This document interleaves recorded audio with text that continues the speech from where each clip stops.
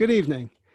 My name is Eliyahu Hecht, and you're joining me on the Living a Breslov Life podcast, on which we plan to speak with all kinds of people, some just like yourself, who have found a home for their hearts in the teachings and guidance of Rabbi Nachman of Breslov.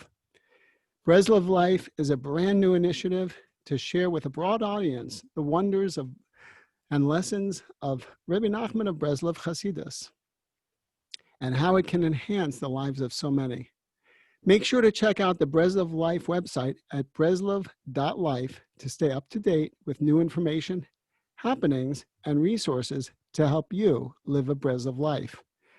Tonight's guest is Dr. Brett Steenbarger, a professor of evidence-based psychiatry in SUNY Upstate Medical University, author of several books and scholarly articles, contributor to Forbes magazine, blogger, and performance coach to high-performing individuals in the financial industry, specifically working with traders. Good evening, Dr. Steenbarger. Good evening, Leo. Thank you for having me. Thank you so much for joining us, and I think that you have a tremendous amount to offer our listening audience.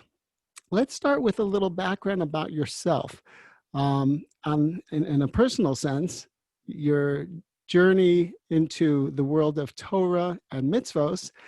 As we discussed before our interview, you informed me that you didn't grow up observant. How did that come about? What was part of your journey? Well, it's been a fascinating journey, and it continues, and that's part of the joy of living, I suppose, is that we never completely finish the journey. But it's a real honor to be able to share this journey with the listeners at Breslov.life.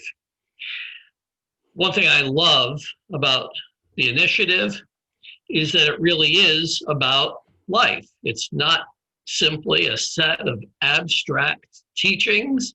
It's something that informs what we do, how we do it. It's something that provides us not only with information, but with the joy, with the simcha, to be able to live the kind of life that we're capable of. I grew up in Ohio and attended a Reform temple, did have a bar mitzvah there. The Hebrew education was provided by a group of Orthodox rabbis. And so I was able to get a bit of a taste of what it was like to really delve into Torah study. But for many, many years subsequent, I was really distant from my Jewish roots.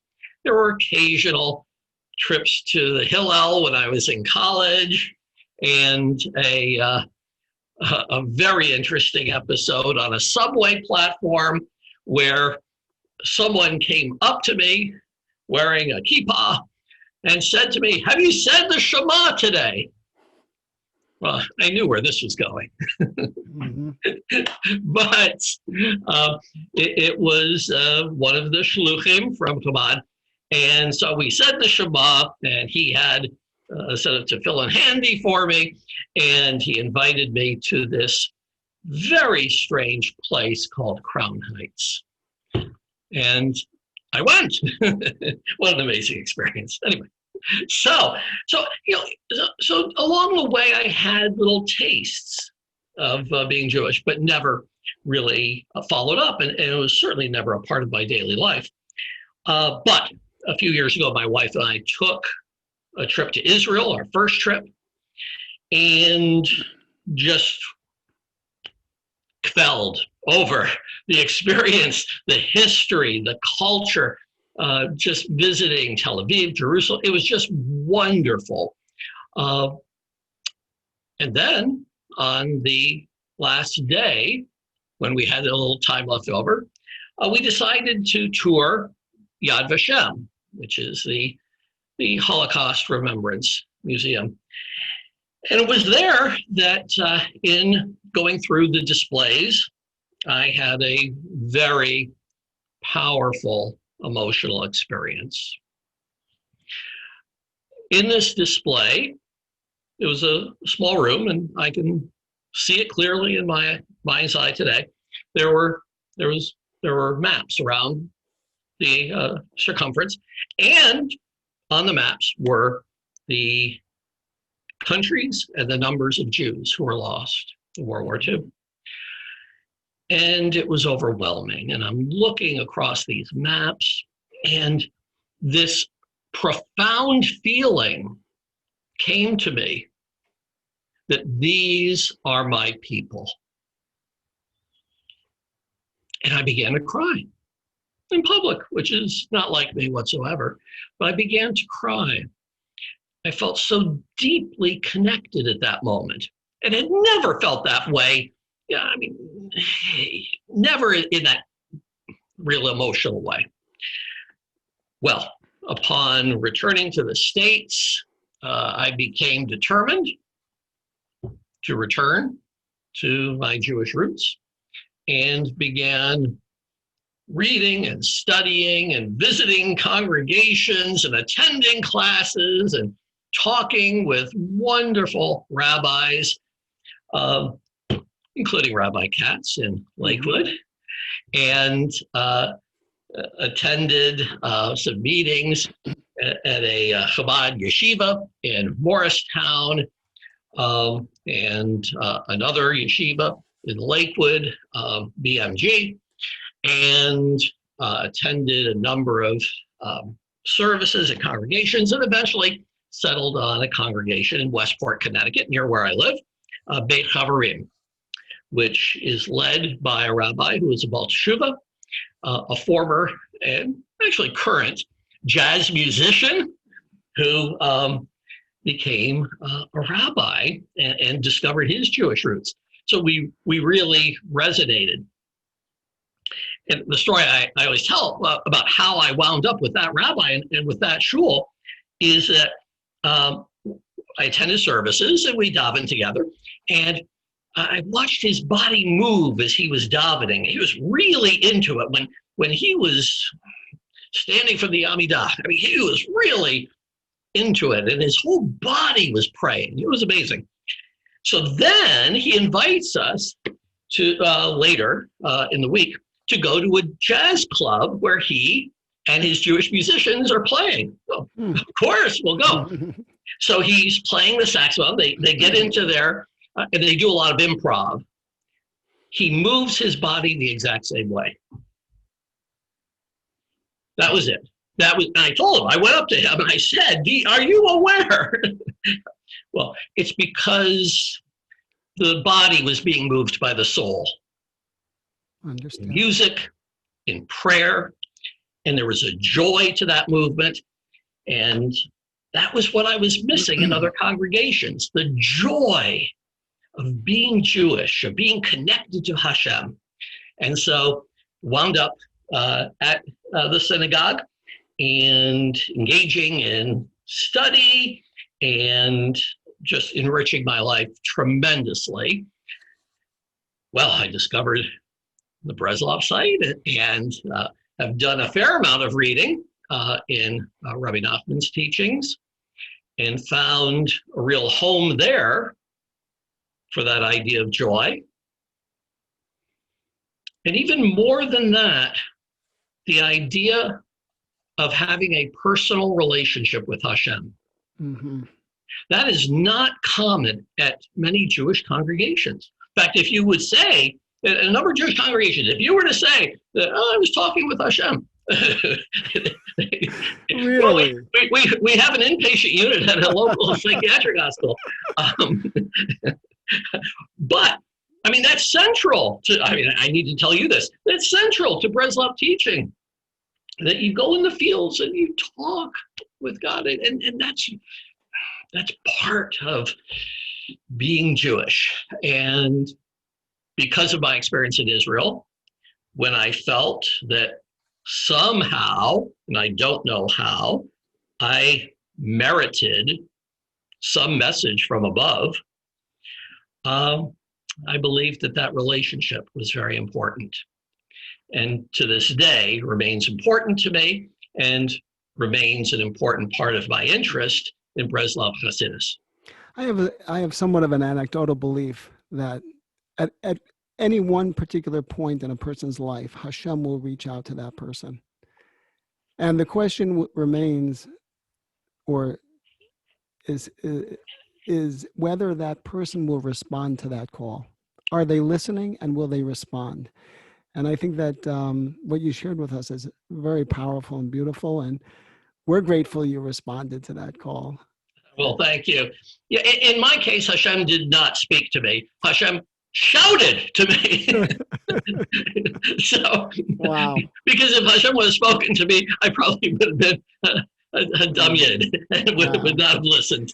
Beautiful. But at other times in my life, I believe Hashem has spoken with me, and I was not open. That when we have insights, when we are inspired, that's coming from somewhere, right? Not just random. And so I've become more sensitive to those kinds of communications from above.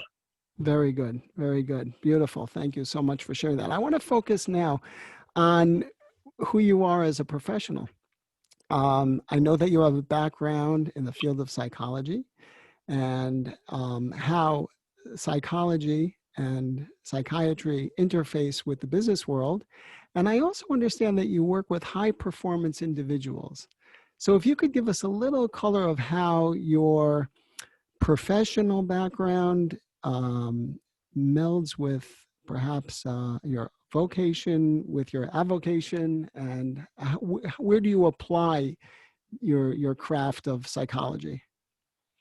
Yes. So I'm a clinical psychologist by profession. I teach at the medical school in Syracuse, New York. And I teach what is known as brief therapy, short-term approaches to behavior change, emotional change, and cognitive change. And around the year 2000, I got the idea of applying these techniques in the world of finance. I've had a lifelong interest in financial markets and had traded financial markets myself. And so I felt that these techniques could be quite helpful for people who are successful but want to become even more successful, who want to reach their potential.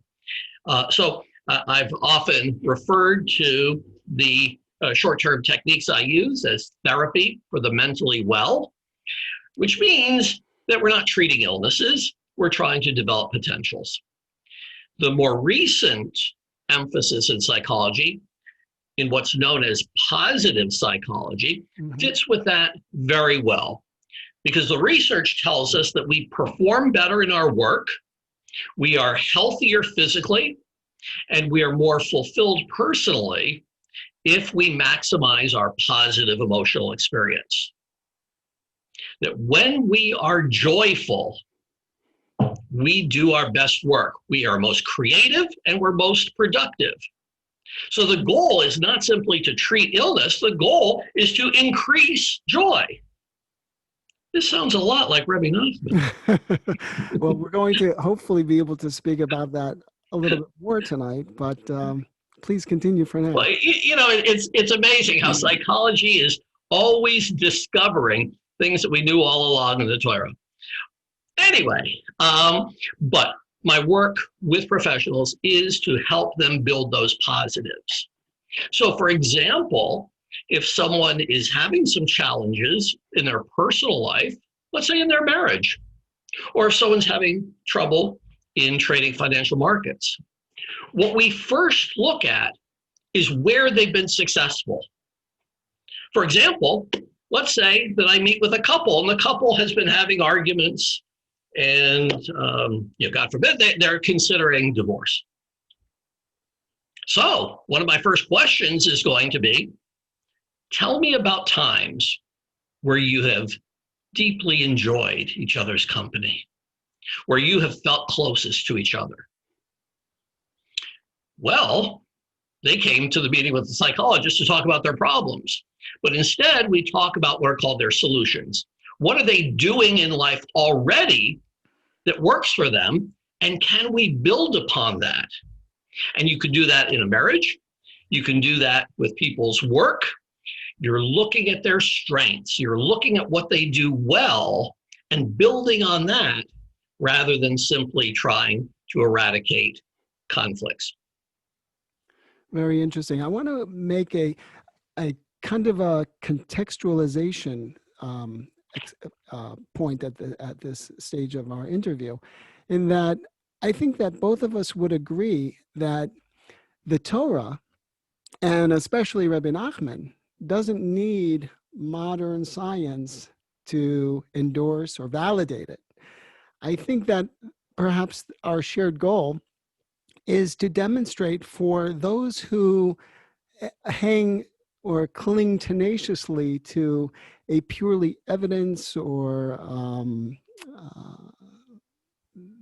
empirical approach to solving their life problems, oftentimes come up empty, and that that they should feel comfortable looking into the world of Hasidus, and especially Breslov Hasidus, to inform them, and they could feel comfortable with that. And some of the things that I hope that we'll be talking about will actually demonstrate the intersection and overlap of some of these key fundamental principles that either make people successful in their business, in their religiosity, if there is such a concept of success, or the personal relationships, as you've already alluded to. So it's my personal hope that our listeners will draw from our discussion this evening, and hopefully future ones, a desire to look and more deeply into the teachings of Rabbi Nachman, and to discover the life-enhancing lessons that he has to offer, and understand that the basic tenets of Breslov Hasidus, science is just now coming around to truly appreciate it. I wanted to just, before we continue, something that comes to mind is a quote from the late famous astronomer, planetary physicist, Robert Jastrow, in his book, God and the Astronomers. And I just thought it would be apropos at this point to quote his one of the last things he said in that book. Robert Jastrow says, "For the scientist who has lived by his faith in the power of reason, the story ends like a bad dream. He has scaled the mountains of ignorance. He is about to conquer the highest peak. As he pulls himself over the final rock, he is greeted by a band of theologians who have been sitting there for centuries." Reaction to that quote? It's a great quote. And what is powerful for me is when the mind and the soul come to a convergence to discover a reality, a spiritual reality that is a powerful one in our personal lives. And so suddenly there's no duality between what we discover in the scientific world and what we observe with the soul. It's something that Rabbi Avigdor Miller has spoken about in his works, that we study and study and study nature. And the more we study nature, the more we find Hashem. So the reason leads us to spiritual truths. So we discussed this a little bit already in the opening part of the discussion, the notion of positive psychology, as well as the idea of brief therapy. Now, I did a brief research into brief therapy. Okay. And one of the things that I learned about brief therapy is that it takes into consideration particular time limits, that Yes. time limitation plays an integral role in the formation of the therapeutic model, and that the concept of the time effective perspective. So it's a question of not necessarily how much time we spend in the model, but also how we're utilizing that time. That's right. What is there about these we can just get a little bit more background on positive psychology and brief therapy, and why are these concepts gaining so much traction? Yes, it's a good question. And partly they've gained traction because they've been shown in the research to be quite effective. That in fact, it doesn't take months and months and years of therapy, a la Freudian analysis, in order to make meaningful changes in our lives. And we can end up making profound changes through relatively short-term interventions. Now, one of the interesting things when my colleagues and I compiled research on brief therapy, and we actually wrote a book for the American Psychiatric Association, one of the things we found that the brief models have in common is that they catalyze a shift in our state of consciousness. People make changes more profoundly and quicker when they are in enhanced states of experience. It could be enhanced focus, as in meditation. It could be enhanced emotional experience. But when we enter a new state and encounter new information, learn new skills, those are more likely to stick with us, and we make change quicker. Mm-hmm. One of the things that occurs when we are studying, davening, hopefully, is we experience a change, a shift in our state of consciousness. And in that shift, we become open to new understandings, new perspectives. That's what happened to me in Israel. Yes. That is brief therapy. The ultimate brief therapist is Hashem, Mm-hmm. in a sense, because we can undergo profound changes by tapping into the soul and the inspiration and the perspective that brings and infuses our lives. So focusing on past positive experiences, successes, and accentuating that element puts us into the mind frame to be able to be receptive to the thing that we're trying to either change or grow in whatever area, or even to something we may not be aware of necessarily. Yes. I wanted to discuss a few different points that are hallmark to Breslov Hasidus. And, okay. Can I just mention one other thing? Absolutely. A good example of an emotional experience that can infuse us for the day. We wake up in the morning, we open our eyes, what's the first thing we say? Moda Ani. Moda Ani! Yes, thank you for restoring my soul. We open our day, A, with an experience of gratitude, B, with a communication. Wow. A connection to Hashem. That's how we start our day. Psychologists know that there's a primacy effect and a recency effect. What we process first in a series and last in a series is most likely to stick with us. So how do we start our day?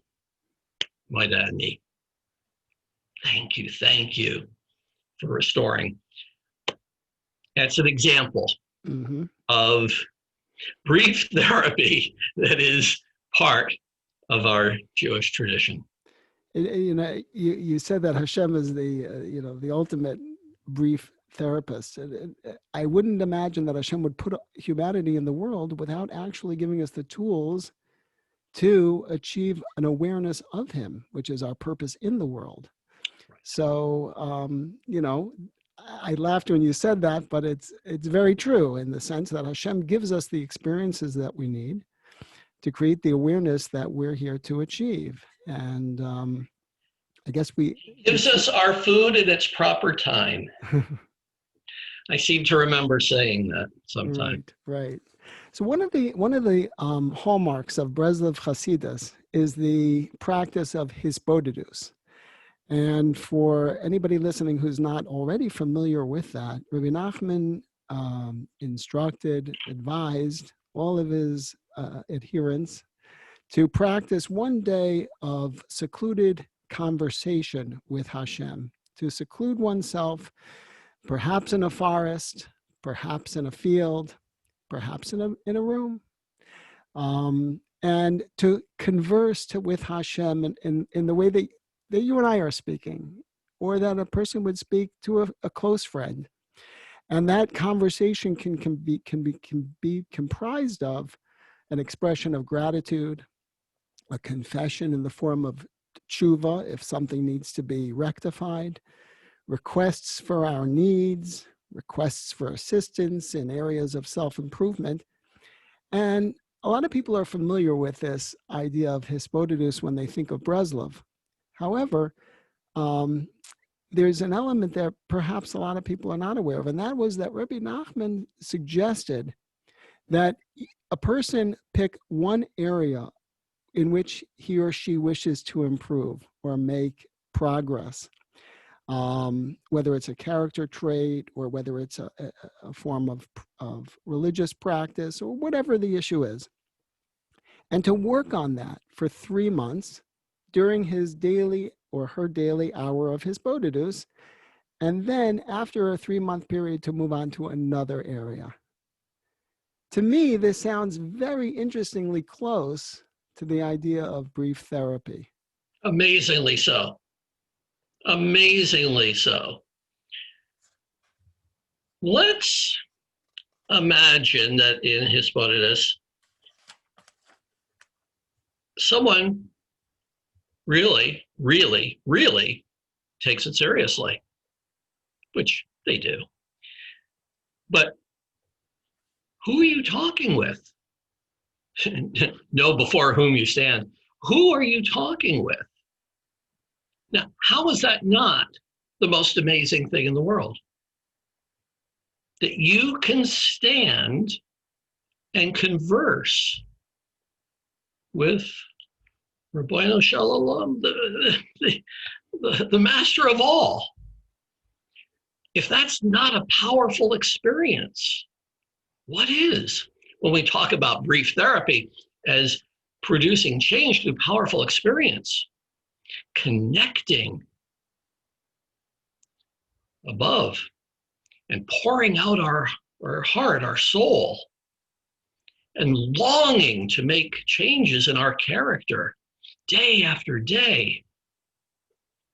What more powerful psychological mechanism could there possibly be? So I agree with you. It's a great example of how ideas in the secular realm with brief therapy actually can be taken to an exponential power when we implement them spiritually. Yeah, and it's not that a person spend the next 5 years berating themselves for an hour a day, that they failed, that they aren't who they want to be, that they That's right. Fill in the blank with a myriad of negative experiences, but rather the person understands exactly what you said, that they're talking to the one being who actually can help them. And that by conversing with Hashem, sharing your desires, being sincere, and then working on something and understanding it's a process for a while, 3 months, and then picking another topic to work on. The Rebbe, explains that it's too much to work on everything at once, and yet to work on one thing one's whole life, he'll never grow in other areas. Right. So right. It's an important balance. Yes, and of course it's reminiscent of the long Musar tradition, where we seek to make changes in our character But in Breslov Hasidus, we're doing it through the relationship with Hashem, through a deep emotional attachment. And that makes it special. It makes it different. It makes it powerful. The next point that I want to address and discuss with you really seems to focus on that as well. And it's a topic that is very popular in the academic world and the media, etc. And that is the one that we've mentioned already in passing of simcha, happiness. Now, I think probably everybody understands that in Breslov Hasidus, simcha is a cornerstone character to work on, to have. But we also understand that simcha is not an end unto itself. I'm reminded of the Harvard professor Tal Ben-Shahar. Now, granted, I have not extensively reviewed his material, but he should only be successful in making people happy.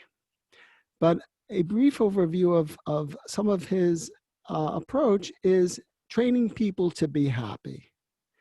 But one thing that I noticed was missing from the material that I reviewed is exactly the point that you made, and that is the connection with the Rabbanu Shalom, with Hashem. So I was thinking, not disrespectfully, but I was thinking, I had a pet, I had a dog, and you could tell the dog was happy, for all intents and purposes. We asked her to fill out a survey every once in a while, and it usually came back positive, and the dog was generally happy.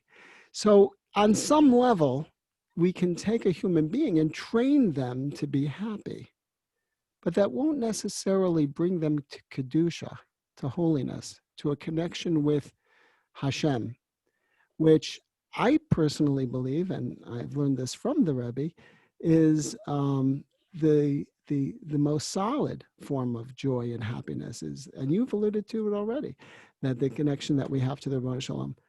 Can I just jump in here, Rabbi? Yeah, what a great point you make. There is classic research in positive psychology that our well-being, our psychological well-being, consists not only of happiness and joy, but also meaning and fulfillment. That these are relatively independent dimensions. So we can do things that make us happy, but are completely superficial activities. I can go to one party after another party after another party. I suppose I'll be happy. I don't know. But it won't be meaningful. It won't necessarily be significant. It gives me no purpose in life.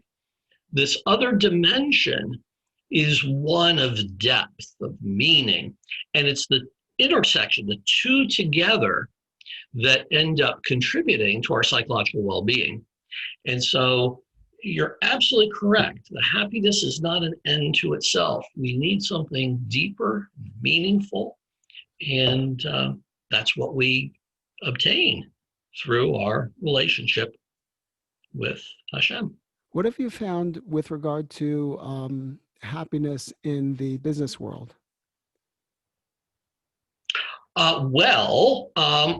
I find in general that people, especially in the industry where I work ridiculously long hours.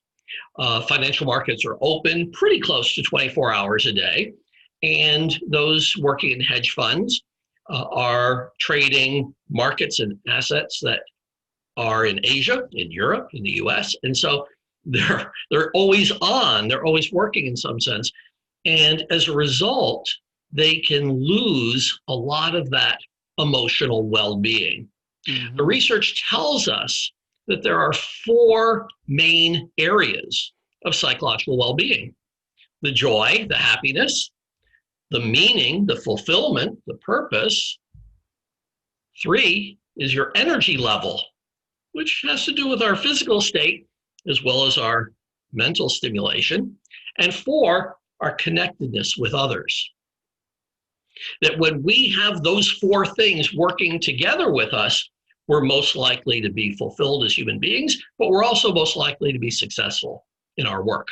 And what happens to many people in their work is that they focus so much on getting tasks done and getting work done that they ignore the joy, they ignore the meaning and fulfillment, they ignore their connections to loved ones, they lose energy, and as a result, they never reach their potential. Mm-hmm. Very interesting. And the Rebbe, a tremendous tzaddik, and he said that anything I have attained, I will teach you how you can attain it as well. So it wasn't an exclusive methodology. It was really, he was sharing the keys to success for every person. And Simcha, his Bodhidus, these form the foundation of, the prerequisites for that path, for that achieving those goals. Okay, I think there's one more area that I'd like to discuss with you. And again, great. I very much appreciate our time together tonight.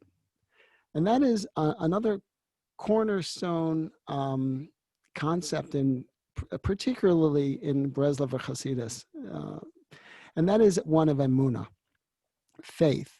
Now, there's a lot of misconception about what emunah means. And for some of our listening audience, they may think that faith is the abandonment of the seichel, of the rational intellect. And as a result of that misconception, they may decide that emunah, faith, and faith is not a good translation for emunah, but we'll use it right now for brevity. They may decide that emunah is not something that they either need or want to pursue or develop. But the Rebbe teaches us that emunah is a component that kicks in when the seichel has reached its maximum, when the intellect has reached a barrier beyond which, for that particular person, or maybe humanity as a whole, can no longer progress, that's when emunah kicks in. The Rebbe describes three kinds of emunah: emunah in Hashem, emunah in Chachamim, sages, and lastly, emunah in ourselves, faith in ourselves. Probably many people are familiar with having emunah in God, in Hashem. People have heard of emunah in our rabbis and our sages, but probably not many people unfamiliar with Breslov or Hasidus have heard that the Rebbe was a proponent of having faith in oneself. Can you comment on that? It's a wonderful teaching that the faith that goes beyond immediate reason, like that experience that I had in Israel, that occurs on a smaller scale in our own relationship with ourselves. To have faith that I can be more than I am. I can go in the field and talk with Hashem and develop my character. And I believe that this can transform me. There's an element of faith in that. There's an element of trust, bitachon. There's an element that goes beyond rational deduction. And it's part of what gives our experience as Jews real depth and meaning. I think that it bears out that to mention that the faith that the emunah that the Rebbe talks about for one having themselves is certainly not the kochi v'yotzem yadi approach, where look at me, I have this sense of this hubristic notion of myself that I can accomplish all and understand all. That's clearly not what he means. He means, as you mentioned, that a person has to have faith in themselves that they can grow, that habit that they've tried so hard to break, they can one day break, and or that relationship that seems strained, they can repair whatever it is, that Gemara that they've tried 3 times to learn, and well, maybe why not look at it a 4th time, and that kind of faith that Hashem wants our success as Jews, but he also wants us to understand that we've been empowered with the ability to achieve more and to grow more and to connect more, especially to him, to each other. Klal Yisrael is a united entity. Klal Yisrael arevim zeh b'zeh. So you talked before about relationships, very, very central kind of topic with regard to the Bnei Israel. So any final thoughts about what drew you to Breslov Hasidus in particular, or how you see what you've learned from the Rebbe so far, and may you only continue, but how you see it intersecting or interfacing with, person's professional performance or anything along those lines? Yes, I'll just mention one other teaching that Rabbi Katz shared recently in the Parsha study, and that is the concept of descending in order to be lifted up. Mm-hmm. What a relevant topic for a psychologist, that when we are beset with problems, when we experience conflicts, difficulties in life, these are not just problems that make us miserable. These are opportunities given to us in order for Aliyah, in order to rise up. And so we can have setbacks in life, and we can recognize where they come from, and we can actually be thankful. We can say, Hashem, thank you for teaching me a lesson. Thank you for giving me a nice potch to make changes, to become better. And so instead of being defeated, instead of being negative, instead of being morose, we can actually be empowered. We can actually be thankful. We can be grateful. That is positive psychology. That's in a wonderful way to deal with the challenges in our lives. Wonderful. And I think we're going to end our wonderful interview at this point this evening. And again, I want to thank you so much for joining us on the podcast. And I look forward to having many more discussions and sharing meaningful insights in Breslov Hasidus with you in the future. Well, thank you and good luck. And I appreciate all you do for Breslov.life. Thank you. Amen.